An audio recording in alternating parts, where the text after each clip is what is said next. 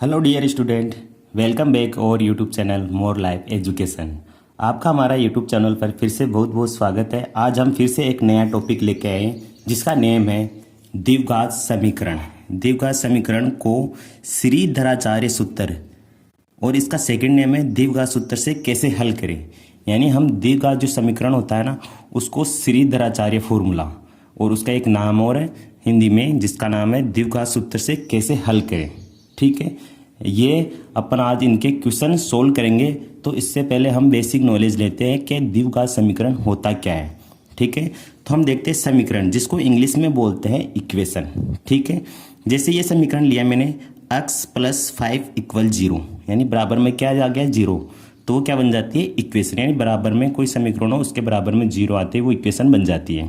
ठीक है, जैसे x + 5 = 0, यानी x की हाईएस्ट पावर क्या है 1 है। यहाँ कुछ नहीं दिखा रखा है, इसका मतलब यहाँ हाईएस्ट पावर x की 1 दे रखी है। ठीक है, तो इसका नाम हिंदी में है रैखिक समीकरण और इंग्लिश में बोलते हैं इसे लीनियर इक्वेशन। ठीक है, यानी जिसकी हाईएस्ट पावर 1 हो, जिसकी हाईएस्ट पावर क्या हो 1 हो, किसी समीकरण के अंदर हाईएस्ट पावर 1 हो तो क्या कहलाता है रैखिक समीकरण और इंग्लिश में बोलते हैं लीनियर इक्वेशन। ठीक है, अब आगे चलते हैं द्विघात समीकरण। यानी ये आ गया 2x² + 5x + 7 = 0। यानी इसके अंदर ये क्या है, इसको हम वेरिएबल बोलते हैं। यानी ये क्या है x से गुणा है, यहाँ क्या है x² से गुणा है, ये x से क्या गुणा है 5 गुणा है, और ये केवल कांस्टेंट टर्म है यानी स्थायी पद है 7। तो यहाँ वेरिएबल यानी x की हाईएस्ट पावर कितनी है 2 है। यानी हाईएस्ट पावर क्या है इसमें समीकरण में हाईएस्ट पावर 2 है, तो इसको क्या नाम दिया द्विघात समीकरण, जिसे इंग्लिश में बोलते हैं क्वाड्रेटिक इक्वेशन। ठीक है, यहाँ जरूरी नहीं वेरिएबल x ही आए, वेरिएबल चेंज भी हो सकता है, कुछ भी हो सकता है वेरिएबल। जैसे इस समीकरण का वेरिएबल मैंने लिख दिया, जैसे ये आ गया y + 7, ये भी क्या है एक लीनियर इक्वेशन यानी रैखिक समीकरण। जैसे मैंने एक समीकरण इसका वो लिख दिया, जैसे 4m² + 6m + 17 = 0। ये क्या है द्विघात समीकरण है, यानी इसके अंदर वेरिएबल कुछ भी हो सकता है ए से लेके जेड तक। ठीक है, और हाईएस्ट पावर देखनी है अपने को, हाईएस्ट पावर 2 है, तो इसका मतलब ये क्या है द्विघात समीकरण यानी क्वाड्रेटिक इक्वेशन। आगे चलते हैं, यह आ गया अपने 4x³ + 3x² - 8x + 4 = 0। अब इस समीकरण में देखते हैं कि हाईएस्ट पावर क्या है 3 है, यानी हाईएस्ट पावर क्या आ रही 3 है, इधर 2 है, इसकी पावर क्या है 1 है। यानी अपने को हाईएस्ट पावर देखनी है, हाईएस्ट पावर 3 है, तो इसका मतलब ये क्या है त्रिघात समीकरण यानी क्यूबिक इक्वेशन, जिसे इंग्लिश में बोलते हैं क्यूबिक इक्वेशन। तो आज का हमारा टॉपिक क्या है, द्विघात समीकरण को श्रीधराचार्य सूत्र यानी द्विघात सूत्र से कैसे हल करें। ठीक है, तो समीकरण के बारे में तो मैंने बता दिया, इक्वेशन कौन सी क्या होती है, कौन सी इक्वेशन का क्या नाम रहता है। तो हम आ जाते हैं, अब अगला वाला टॉपिक है अपना, यानी हम जिसके क्वेश्चन सोल्व करेंगे वो है द्विघात समीकरण, यानी जिसे इंग्लिश में बोलते हैं क्वाड्रेटिक इक्वेशन। ठीक है, जैसे मैंने ये इक्वेशन लिए 2x² + 4x - 18 = 0। ये क्या है हाईएस्ट पावर क्या है इसकी 2 है, तो ये क्या है अपनी क्वाड्रेटिक इक्वेशन यानी द्विघात समीकरण है। इसको इस समीकरण के जैसे कोई अपना व्यापक रूप होता है जिसे इंग्लिश में बोलते हैं स्टैंडर्ड फॉर्म। ठीक है, जैसे ये दे रखा है ax² + bx + c = 0। ये क्या है एक व्यापक रूप है यानी स्टैंडर्ड फॉर्म है, यानी इसको देख के क्या बन रहा है एक द्विघात समीकरण बन रहा है। यानी इसके अंदर x² से कौन सी संख्या गुना है a है, यहाँ x से कौन सी संख्या गुना है b है, और यहाँ क्या है c है, यानी ये कांस्टेंट टर्म है। हम इसको ऐसे बोलते हैं जैसे x² का गुणा क्या है, यानी x² से कौन सी संख्या गुणा है, यहाँ क्या है a, और इंग्लिश में बोलते हैं इसको कोफिशिएंट ऑफ x², यानी कोफिशिएंट ऑफ x², यानी x² से कौन सी संख्या गुणा है, यहाँ क्या है a गुणा है, और ये एक होता है कोफिशिएंट ऑफ x, यानी x से कौन सी संख्या गुणा है, यहाँ क्या है b, और यहाँ कांस्टेंट टर्म क्या है c है। वैसे इस समीकरण में देखते हैं x² से कौन सी संख्या गुणा है 4, x से कौन सी संख्या गुणा है, सॉरी यहाँ क्या है x² से कौन सी संख्या गुणा है 2, और x से कौन सी संख्या गुणा है 4, और कांस्टेंट टर्म क्या है स्थायी पद क्या है -18। स्थायी पद का मतलब होता है वो संख्या कभी चेंज नहीं होगी, वो जो दे रखी है वही रहेगी इसमें, ठीक है ना समीकरण में। यहाँ जैसे इनमें क्या करें, अक्स का मान कुछ भी रख दो, ये संख्या चेंज हो जाएगी, यहाँ अक्स का मान कुछ रख दो तो संख्या चेंज हो जाएगी, यानी ठीक है, ये हो गया। अब जैसे मैं इस समय ये व्यापक रूप यानी स्टैंडर्ड फॉर्म को इसके नीचे लिख देता हूँ, जैसे A X square plus B X plus C equal में 0, ठीक है।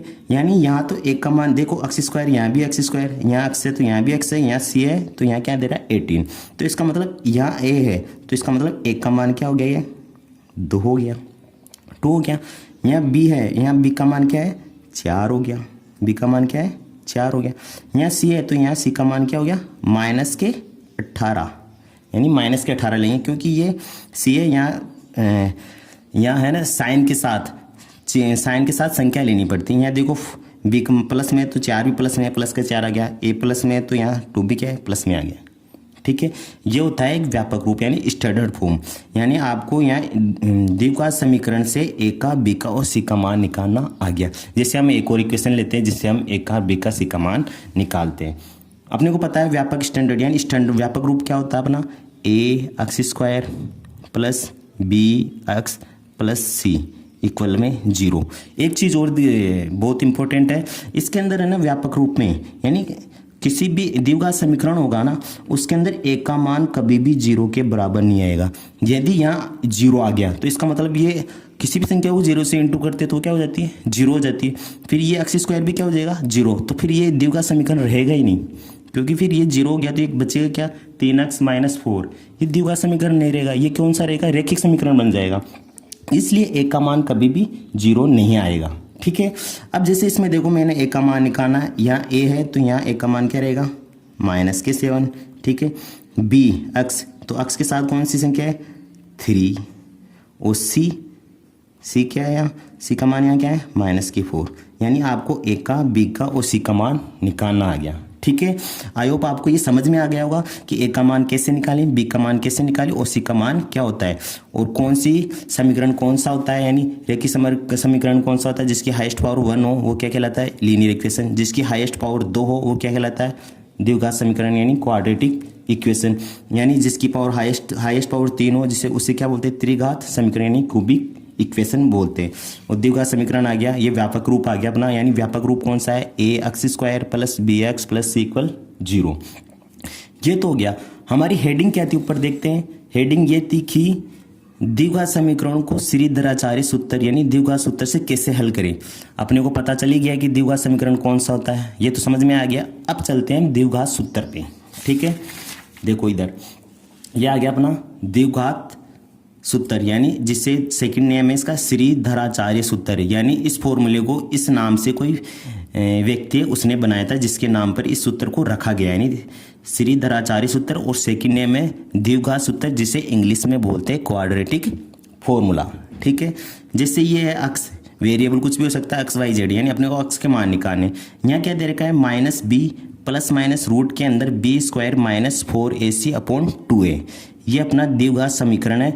हमने ABC के मान निकाल लिए, यही वो ABC के मान निकालने के बाद में इस फॉर्मूले से अपने अक्स के मान निकाल सकते हैं। एक चीज़ और देखते हैं अपन, मैं पीछे रिवाइंड करता हूँ अपना पेज को, ठीक है।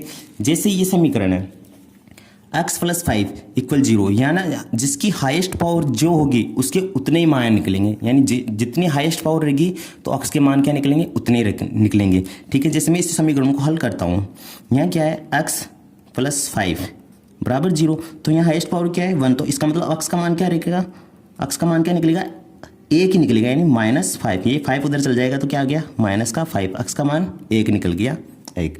यहाँ क्या x स्क्वायर है तो इसके मान 2 निकलेंगे, इस समीकरण के मान क्या निकलेंगे 2 निकलेंगे, वो हम क्वाड्रेटिक फॉर्मूले से देखेंगे। और यहाँ क्या x के मान क्या है 3, तो इसके x के मान कितने निकलेंगे 3, ठीक है। अब ये क्वाड्रेटिक फॉर्मूला अपना बस ओनली द्विघात समीकरण के अंदर यूज होता है, लीनियर इक्वेशन यानी रैखिक समीकरण और क्यूबिक समीकरण में यूज नहीं होगा, ओनली द्विघात समीकरण के अंदर ही यूज होता है, ठीक है। अब चलते हैं हम इधर वापस उसी पेज पे, जैसे ये बताई दिया मैंने द्विघात सूत्र यानी श्रीधराचार्य सूत्र बता दिया, यानी -b प्लस माइनस रूट के अंदर b² - 4ac/2, यानी ये इस समीकरण से हम इस समीकरण को इस सूत्र से हम इस समीकरण को सोल्व करेंगे। एक चीज़ और याद रखना, आपको रूट्स निकालने आनी चाहिए और स्क्वायर नंबर याद होने चाहिए। यहाँ स्क्वायर नंबर्स और रूट्स निकालना यह आना चाहिए, इनकी बहुत ज़्यादा ज़रूरत पड़ती है इन इक्वेशन में, यानी इस फॉर्मूले को यूज करने के लिए। ठीक है, जैसे मैं अभी आप देखो इसके ये है x square plus 7x minus 60, ये अपना इक्वेशन है। ठीक है, इसको मैं व्यापक रूप के बराबर रखता हूँ। जैसे ये व्यापक रूप है अपना स्टैंडर्ड फॉर्म में, A X square plus B X plus C equal में 0। यहाँ वेरिएबल अक्स से तो मैंने एक्स स्क्वायर रखा है, वेरिएबल जो है ना वही रखा है। यदि यहाँ वाई होता है इसको मैं वाई भी कर सकता है, A Y square plus B Y plus C. ठीक है, अब देखो यहाँ एक का मान कुछ ही नहीं है इस जगह, यानी एक का मान कुछ नहीं है, तो इसका मतलब एक का मान यहाँ क्या 1। किसी भी संख्या को हम 1 से इंटू करते हैं तो वही संख्या आती है, इसका मतलब यहाँ 1 क्या है, छुपा हुआ है। तो एक का मान क्या हो गया अपना 1 हो गया। ठीक है, बी का मान क्या हो गया अपना 7 प्लस के, और सी का मान क्या हो गया अपना माइनस के 60। ठीक है, अब हम ये ए बी और सी के मान पता चल गए तो हम श्रीधर आचार्य का फॉर्मूला यूज कर सकते हैं। हमारा वेरिएबल अक्स है तो अक्स बराबर निकालेंगे हम। ठीक है, श्रीधर आचार्य का फॉर्मूला होता है minus B plus minus root के अंदर B square minus 4ac upon में 2a। ठीक है, अब जैसे हम इनके मान पुट करेंगे ए बी सी के। ठीक है, माइनस बी ये माइनस का चिन्ह ऐसे कैसे, बी का मान क्या है 7 प्लस माइनस का चिन्ह ऐसे कैसे, रूट लगा देते पहले, बी का मान वही, बी का मान क्या है 7, बी के स्क्वायर है तो इसके भी स्क्वायर लगा देंगे, माइनस का चिन्ह ऐसे कैसे। ये तीनों संख्या यानी 4a और c तीनों क्या रहती है मल्टीप्लाई में रहती है। 4 मल्टीप्लाई एक का मान क्या है 1 इंटू कोष्टक के अंदर, यानी दो साइंस पास में नहीं आते इसलिए कोष्टक लगा रहा हूँ, और यहाँ सी का मान क्या है माइनस के 60। ठीक है, अब डिवाइड एंड बटे के अंदर 2 इंटू एक का मान वही 1। ठीक है, अब हम इसको सोल्व करते हैं। ठीक है, पहले रूट वाला अंदर वाला सोल्व करते हैं, माइनस के 7 प्लस माइनस रूट लगाते हैं। ठीक है, देखो 7 का स्क्वायर काम आएगा, मैंने बोला था ना स्क्वायर नंबर याद होनी चाहिए, कम से कम आपको 30 तक स्क्वायर नंबर याद होनी चाहिए। ठीक है, 7 का स्क्वायर क्या होता है 49। ठीक है, यहाँ देखो एक माइनस यहाँ है और एक माइनस यहाँ है, दो माइनस आ गए, दो माइनस आते हैं, इसका मतलब माइनस माइनस को इंटू करते क्या आता है प्लस का चिन्ह। ठीक है, 4 को 1 से इंटू करेंगे तो 4, यानी 4 को 1 से इंटू करेंगे 4, और 4 को 60 से इंटू करेंगे तो क्या आएगा 240, यानी 240 अपॉन 2 को 1 से इंटू करेंगे तो 2। ठीक है, अब फिर रूट के अंदर वालों को सोल्व करेंगे। रूट के अंदर क्या है ऐड का निशान है तो ऐड कर देते, माइनस के 7 प्लस माइनस ये कितने होगी 49 प्लस 240, यानी 49 प्लस 240 कितने होंगे 289 अपॉन 2। अब आपको पता है कि ये 289 किसका स्क्वायर नंबर है, ये है 17 का स्क्वायर नंबर। किसका 17 का स्क्वायर नंबर, यानी 17 का स्क्वायर नंबर है 289। तो मैं रूट निकालूँ 289 का तो वो क्या आएगा बराबर में 17 आएगा। क्या आएगा 17 आएगा, यानी 17 का स्क्वायर नंबर आएगा ये। ठीक है, ये 17 हो जाएगा है ना, 17 का रूट निकालेंगे तो 17 हो जाएगा। ठीक है, अब मैं इसका रूट निकाल लिया, क्या है रूट, इसका रूट आया अपने पास माइनस के 7 प्लस माइनस 17, यानी इसका रूट निकाले तो कितना आया था 17।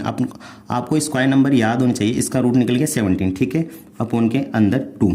अब इसके अंदर क्या चिन्ह है, दो चिन्ह है, एक तो प्लस का एक माइनस का। तो हम एक बार प्लस का चिन्ह लेके यूज करेंगे एक्स का मान, एक बार एक्स का मान निकालेंगे तो माइनस का चिन्ह लेंगे। तो मैं एक लाइन खींच देता हूँ इसी बीच में।